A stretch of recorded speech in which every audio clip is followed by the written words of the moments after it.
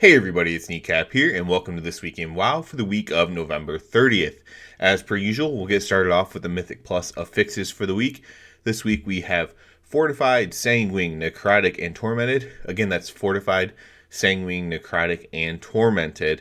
Now, this could be a bit of a harder week, especially for pugs, with the Sanguine healing, which you're always going to get in like pug groups, and it can be hard to manage at high keys as well with a really good group. With also Fortified, you don't want to Sanguine heal a Fortified mob. A super, at least it isn't bolstered, right? But it's still a strong mob. And then also necrotic stacks going on your tank as well during this. It can be a bit of a rough week. I'm not saying it's the hardest week on the schedule, but this might be one that you might not want to play as much just because it can be a little bit rough. There were some changes to some of these, like necrotic, I believe, but it's still considered not to be one of the more fun ones to deal with at all. Not that any of them are fun. But yeah, this would definitely be a week that I'd be like, oh, this pug could be a little bit disastrous, perhaps. It's a possibility. So let's go ahead and talk about what's going on in the game now. We have Pilgrim's Bounty coming to an end, so hopefully you took advantage of the experience this past week, or not the experience, the reputation buff stacked with the anniversary that you could have done for this past week if you needed to do that for any of your characters, or for just a reputation gain for achievement or whatever. We do still have WoW's anniversary, speaking of that, going on for one more week. As I said, the event kind of died when they made the mount 100% drop chance. I get why they did it, but I don't necessarily agree with it because it did just take the fun out of the event. The fun part of the event is when there's like thousands of people doing it.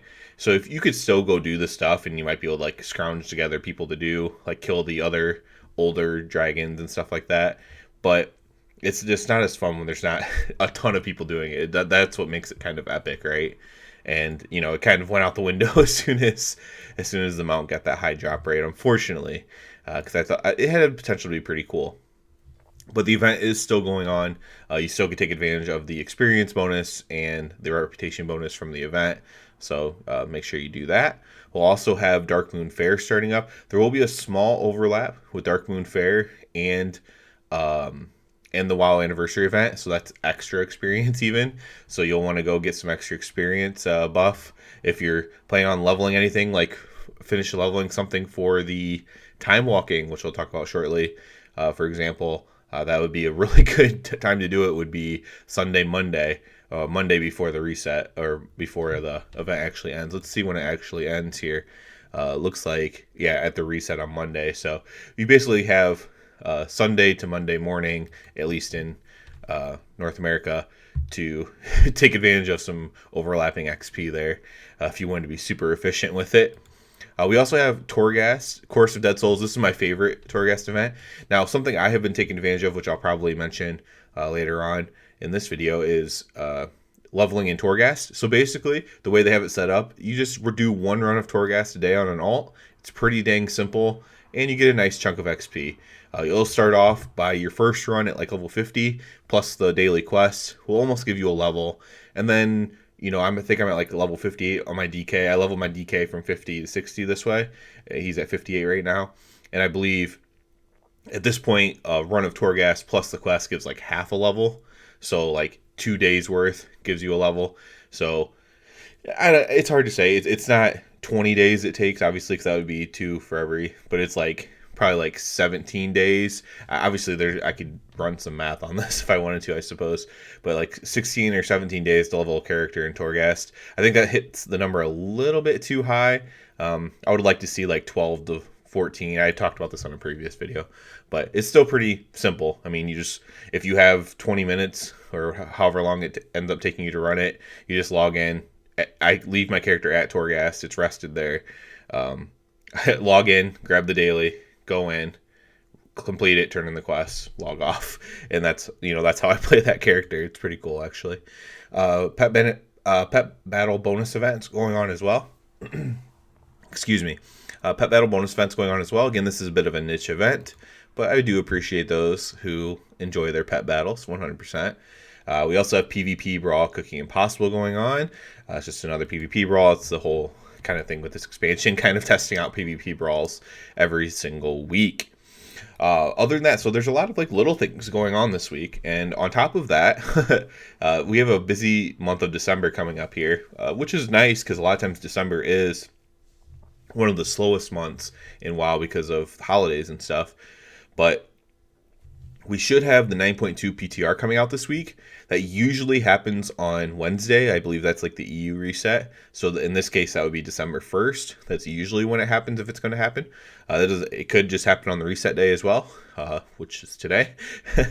And so it could happen, then. It could happen Wednesday. But we should be getting the PTR soon, and that'll be very exciting. I will be on there testing out Ret Paladin stuff, testing out everything, really, because I'm pretty hyped for 9.2. So I'm playing through 9.2, giving thoughts and opinions on it. So if you want 9.2 news, definitely come here and check that out. If you don't you don't want spoilers and stuff, obviously avoid those videos. I'm not trying to spoil anything for anybody who doesn't want to know what's going to happen going forward, but I'm definitely looking forward to testing it out for sure.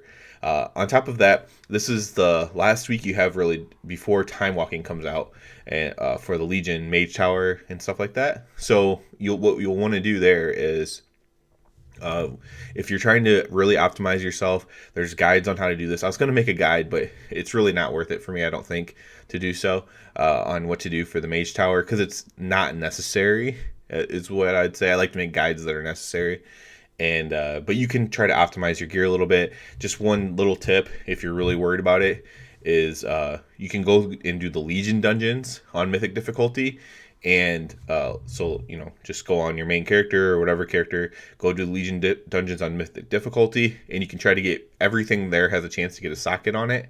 Remember that old system?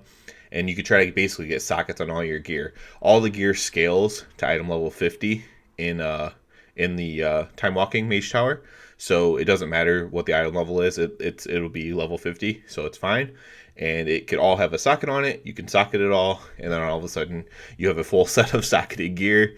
It's actually, not too hard to do. Obviously, if you have friends to help you, like funnel you gear, that's better. But yeah, it's something you can do to prepare for Time Walking. I also have been running torghast this week on my alt character.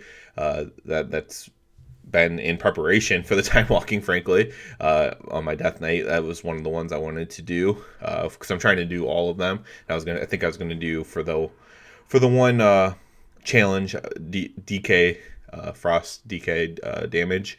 I was gonna try to do that, so there's that option as well to do.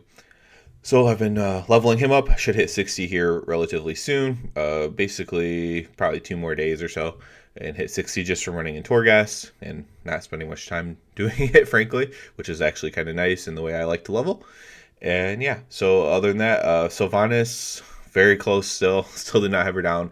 As I've said, my goal, I guess everyone's goal is to get it down before Christmas, but goal is to get it down here relatively soon. I believe that will happen. I believe there's going to be a lot more playing going on in the game with this Time Walking going on, because there's going to be a lot of people who want to get it done in my guild and in many guilds, I imagine. And so just by playing more, I think some people's skills are going to be a little bit more honed, and we'll get that down and get that done and over with and can move forward. Hopefully then I can have a chance to go through the raid and try to parse and stuff and have fun and do fun stuff like that. That would be really nice. So other than that, I mean, that was a lot of stuff. I can't say there's not much else going on. That's a lot of stuff going on. So yeah, the highlight again this week, PTR coming out most likely. It's not guaranteed, but it's most likely coming out this week, and then straight into Legion Time Walking the week after that. So pretty exciting stuff coming up here, enough to pretty much keep you busy up until the holidays at least, and then we'll see what January brings, but lot to do, lot to look forward to, and yeah, I'm pretty pumped about it. That's about it for this video. As always, I do ask you to please subscribe to the channel. It helps me out so much. And other than that, everybody, have a good one.